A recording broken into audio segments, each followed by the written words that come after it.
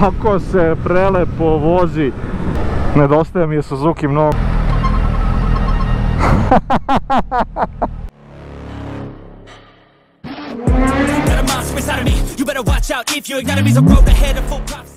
A danas na recenziji, odnosno na prvoj vožnji sa utiscima, pre nego nekom ozbiljnom testu da kažemo, zato što nemamo nešto mnogo vremena osim koji sat da se odaberu neki od ovih motocikala za test. Ono što sam ja odabrao je GSX 8R. Jedva sam čekao, iskreno, imao sam najavu za ovo, Suzuki dan za nas, influencere i ljude u tom svetu. Danas ćemo, nadam se, uspjeti Hayabusu bar, pa ovo ostalo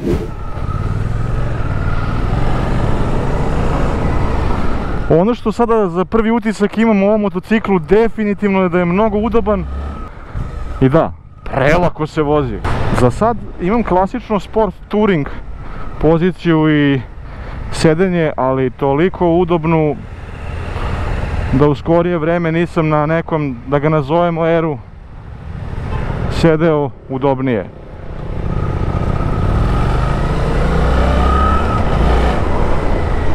Nedostaje mi je Suzuki mnogo, baš mi je drago da imam priliku da recenziram i da, eto, ovo će biti baš bukvalno video prvo vožnje utisci GSX 8R. Baš mi je drago da imamo priliku da se ovo odradi. Jer nekako Suzuki mi je baš ostao zapostavljen u tom nekom segmentu i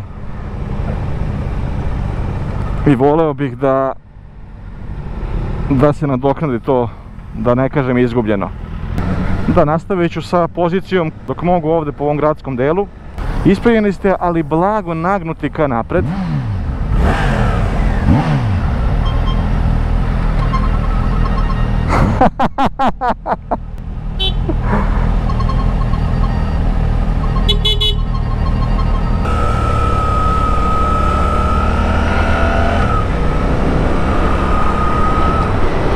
Blago nagnuti ka napred, sa rukama gotovo opruženim u laktovima, širine ramena otprilike nešto malo, vrlo malo šire od širine ramena, dovoljno, ali sa heblama koje su povišene i onako prijaju vam, nema nekog napora. Koliko god da sam nagnut ka napred, nemam taj neki napor dok ga vozim, nemam taj osjećaj pritiska na zglobovima što mi se sviđa izuzetno i nisam to očekivao.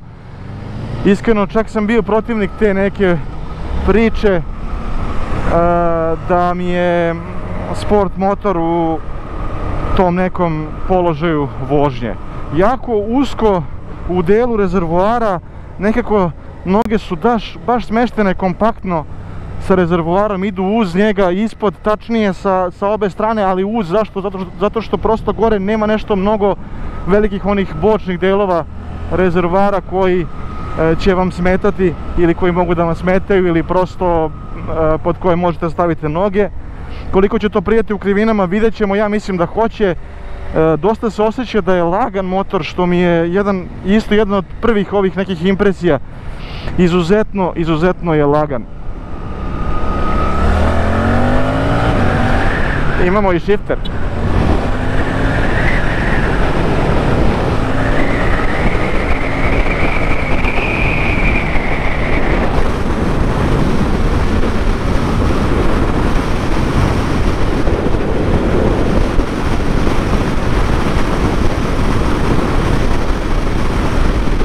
Imamo ponašanje na autoputu.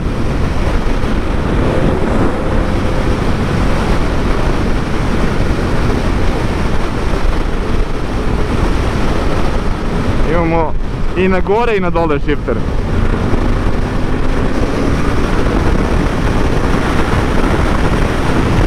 Opa, ovo ćemo da blurujemo, ali neverovatno je. Nisam očekivao od ovoliko konjskih snaga ovoliko dobro ubrzanje i da ne osjeća prosto toliko autoput. Vetar se osjeća, jako je nizak ovaj vizir ovdje i definitivno je da će vam praviti neku formu udaraca vetra, to je definitivno, samo možda malo da je viši, bilo bi u neku ruku i bolje i kvalitetnije što se tiče zaštite od vetra, ali sasvim dovoljno i više nego dovoljno po mom nekom mišljenju.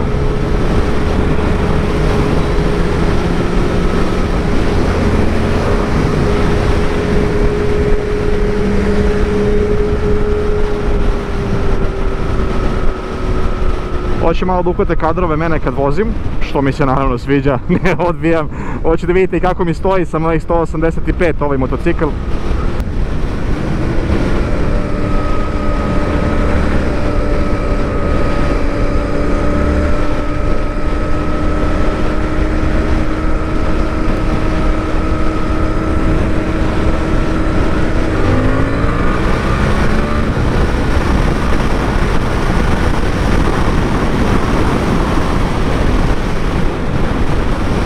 Još jedna pozitivna impresija mi je perfektan menjač.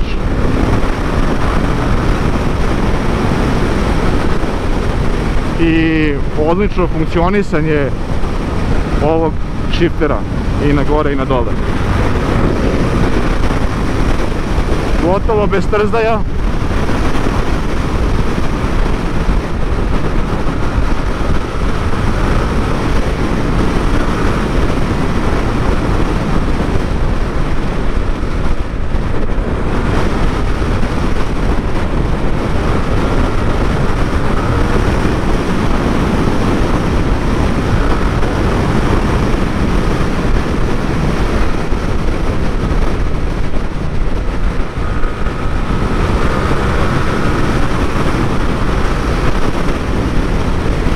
Ljudi moji, izuzetno upravljiv motocikl koji se toliko lako vozi, toliko dobro težište. Nisam iskreno očekivao od Suzuki-a GSX 8R. GSX 8R, da, dobro sam rekao, pošto 8 serija ima i S varijantu i R varijantu i u V-Stromu stavljaju taj agregat. Baš nisam očekivao ovo. Evo i četvrte sa nekog srednjeg stepena ubrzanja. Perfekcija. Žao mi je što Suzuki ne proizvodi za Evropu više modele 600, 750, 1000 GSX-R. Prosto nadam se da će to da se opet jednog dana promeni. Ovaj dvocilindraž zaista ima, pustit ćemo ga na niže obrote da vidim kakav je na ubrzanju, ali zaista ima fino obrtnog momenta, fino snage. Kakav je na potrošnji, nažalost to danas neću moći da prokomentarišem jer ne mogu da sipam gorivo. Neću moći da sipam gorivo.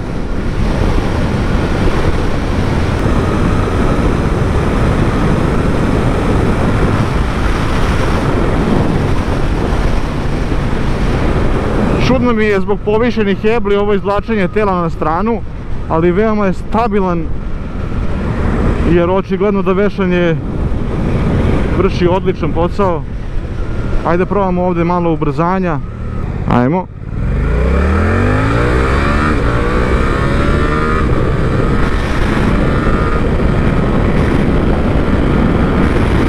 Ajmo kočanje. Koliko... Nisam očekivao ovako jake kočnice. Ljudi, pa ja za sad stvarno nemam neke velike zamjerke osim ovog vetra na ovaj motocikl.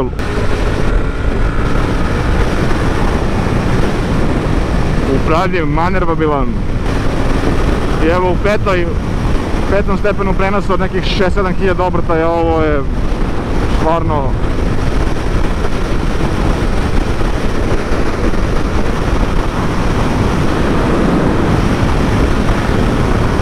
Ajde vidimo sad onu šestu. Čekaj.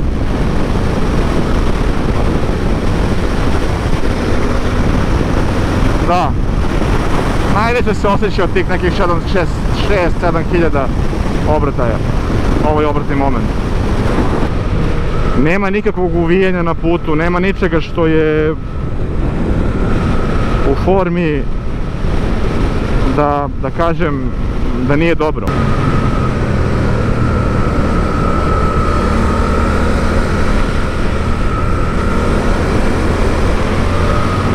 Kako se prelepo vozi. Za sada pozitivna impresija, ekran nije matiran, znači sjajan je, ali toliko dobro upakovan. Sad ćemo vidjeti kada direkt sunce udari u njega da li će biti neke smanjenja vidljivosti, da li se nešto neće vidjeti ako treba. Ne, za sada je i to odlično. Ovo je možda Suzuki pun pogodak za klasu, jer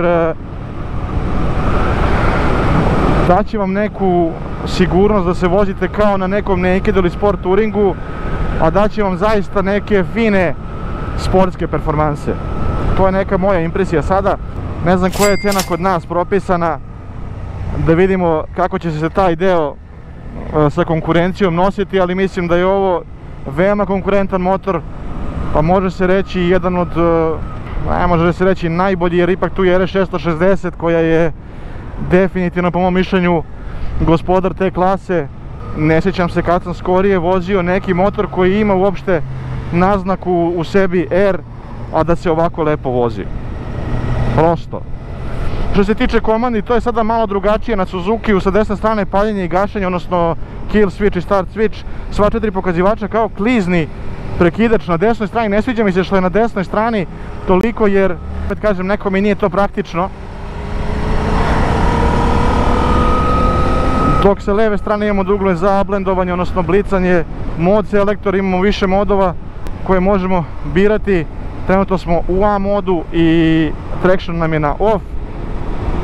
Imamo A, B i C mod. Ono što je nekada bilo u Suzukiju, A, B i C mod koji smanjuje snagu za određen procenat, i kišni mod. To mi je sad ostalo i full A mod sa punom snagom i svim, samo što je ugašen traction control.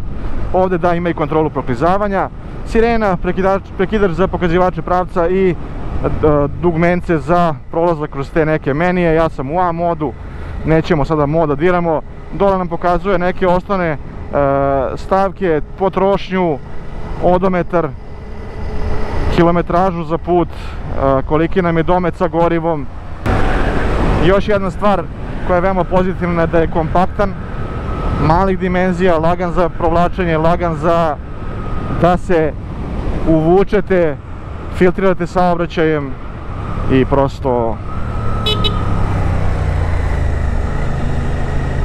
prosto prolazite kroz grad vrhunski, a naravno i kroz gužve i ostalo.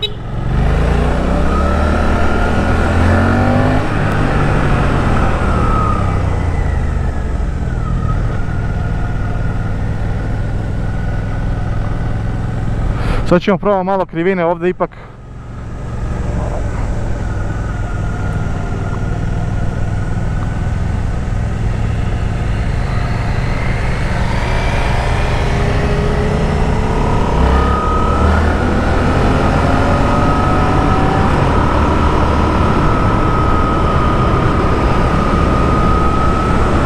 je malo bezbednije da probamo te neke krivine i to sve.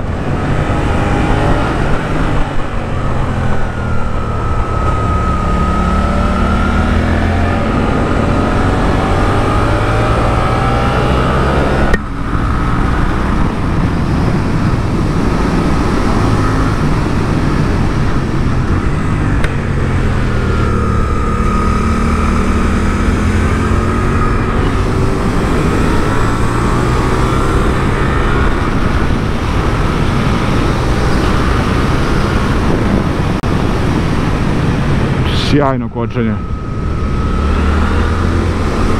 Vešanje koje se ponaša zaista vrhunski, neočekivano, iskreno.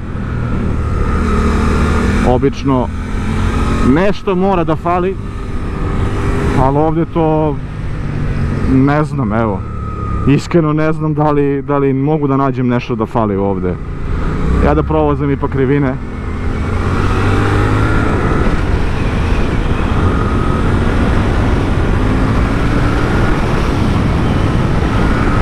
Jedina taj udar vetra je nešto što moram zameniti. Vibracije se osjećaju na fuzaštru na nekih 5000 obrtaja. Evo to, kad već tražim mane, našao sam još jednu. Poenta je uvijek da ne tražite neke mane u ovim motociklima. Zadnja kočnica, sad ćemo imati kakva je zadnja. Da, malo slabija, ali na prednjoj je prosto je vrhunski.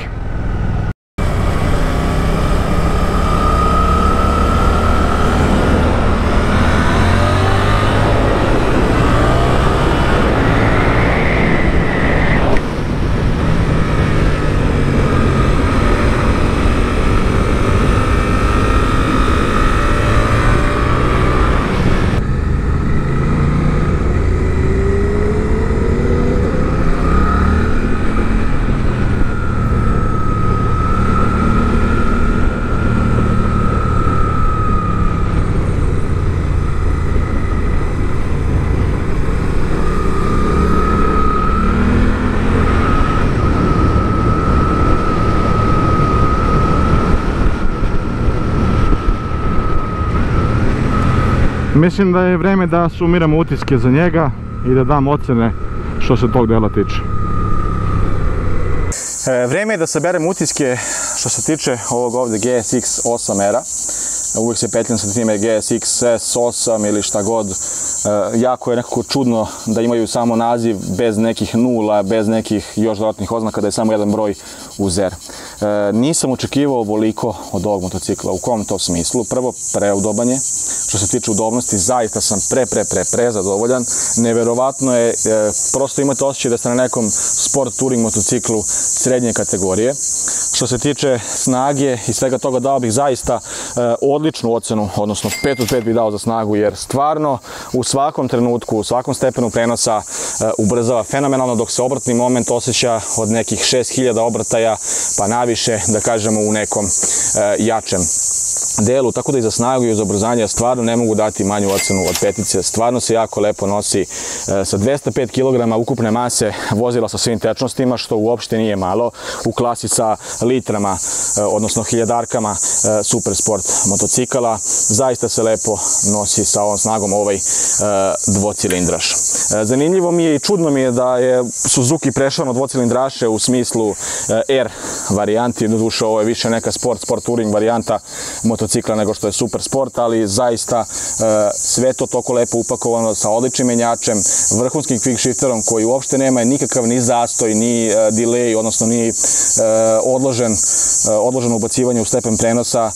Prosto zaista ode utisak jednog odličnog i kvalitetnog motocikla. Suzuki je uvek bio brend koji je pravio zaista odlične motore i znalo se da je Japanac. Ja sam ovoga doveo skoro pa do kraja gume i toliko je povozan, moja reč, odnosno upravljiv, sa odličnim vešanjem koje je precizno, da stvarno ja nemam reči koje bi to mogle da pokvare. Vešanje nije podesivo, nažalost, napred, tako da ćete, ukoliko ste malo teži, možda i imati taj neki problem sa time. Ja nemam sa mojih 85 kila, kako će vama biti, zaista ne mogu to nešto reći. Sad ću časkom da sedam da vidite kako meni sa mojih 185 stoji ovaj motocikl, čisto da imate u vidu onako kakav je, da nije previše mali, ali nije nešto ni previše veliki.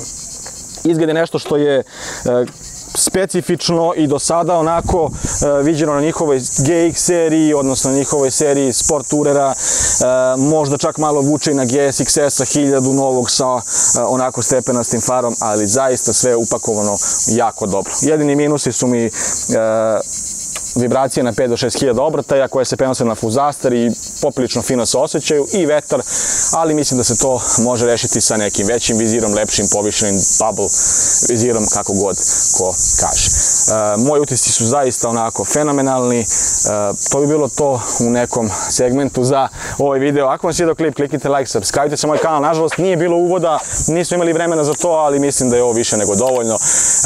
Vidimo se u nekom od sledećih recenzija. I da, hvala Eurosumoru i Suzukiju na ovoj prilici da testiram ovaj sjajan motor, i Marijani koja me danas snima, bez koje ne bih mogao da snimim. Vidimo se u sledećem videu.